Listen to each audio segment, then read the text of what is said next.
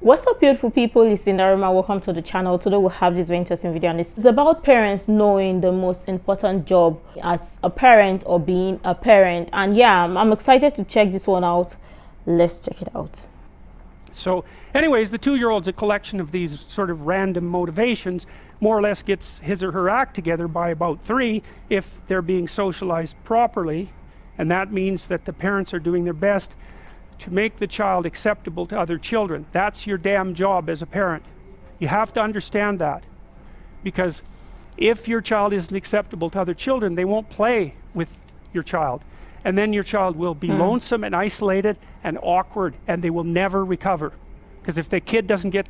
Well, yeah, this is so true, because sometimes you get tons of children and it affects them when they grow older, because it affects their social ability, because if they don't mingle with other people or associate with other people, or they don't have that social life growing up and how to cope with people involved or be social with people, it affects them growing up. And you see tons of people where they have social anxiety. Some people have this fear, or they shy away from gatherings that involve people, or communicating or interacting with people that you don't know, especially coming in contact with new people for the first time. Wow, interesting. But yeah, let's go on. If the kid doesn't get that right between 2 and 4, it's over. They're never going to learn it. The other kids accelerate forward, that kid's left behind, and it's not a good life for that kid. They don't learn how to play with others, and then they're done. And there's a huge literature on trying to rectify antisocial children, say from the age of 4 on. It's like, no, you can't. And you can go ahead and read 300-400 papers on rectification of antisocial behavior and figure it out for yourself. But I did that for about 5 years. But yeah, prior to this, lots of parents just don't even want their child to associate or have a social life with other kids. Some people, like, they kind of isolate their children from being involved or having social life with their peer mates or their peer groups, and sometimes that is kind of like is limiting that child, and it affects the child when the child grows up. But this is interesting and important to know, because I mean, by the day and by the minute, we get tons of people who are new parents, want to be parents, or who are parents and are still figuring out that stage or how to be parents. And this would be really useful and helpful for new parents, want to be parents, or parents in the figuring out stage on how to deal or cope with their children who are not social, or groom their children to be social, to associate with other people in their peer groups. But yeah, let's go on. For yourself, but I did that for about 5 years, and it was a while ago, but I know the literature hasn't changed. So you got to get it right between that period. You got to get the kid together enough so they can control themselves well enough so that they can adopt a mutual frame of reference with a peer, so that they can start using that to scaffold their development further and become more and more sophisticated in social interactions. And that's what you're acting as a proxy for the social environment as a parent.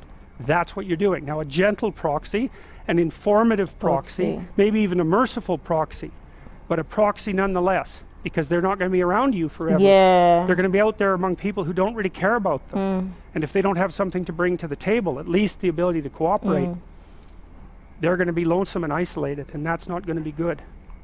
This is an informative session with Jordan Peterson, and I always love hearing or learning from him, because he has interesting things to share and to say. And this is really important, especially with people learning how to interact. And sometimes you wonder why we got tons of adults who don't know how to interact, or who don't know how to contribute or make some certain level of contribution in a meeting, in a group, or amongst their peer mates and all of that, because this is not something they were taught or groomed to deal with as children or when they were children. So it's kind of like affects them, so they are still trying to cope and get into that space to interact with other people. And like you said, yeah, the kids will not be with you forever, your children will not be with you forever, so more than likely they need to learn how to interact and be social, because sometimes, like he said again,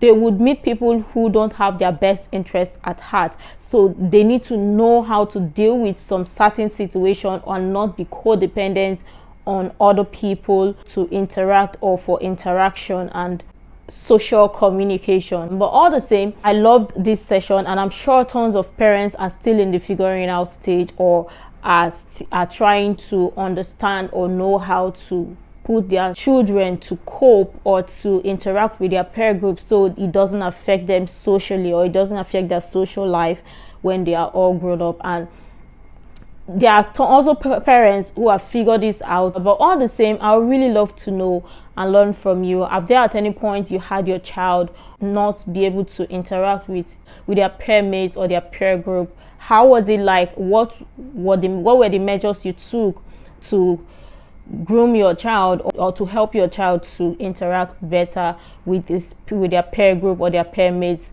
and have a social life, a social communicating life with their peer groups?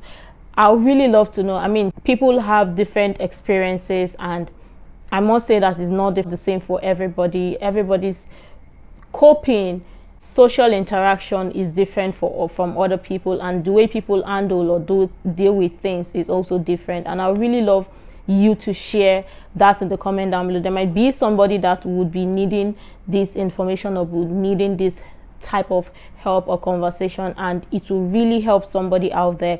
You can share all the useful information you think might be really helpful. Make sure to like, comment, and subscribe and all of that stuff. And until next time, see you in the next video.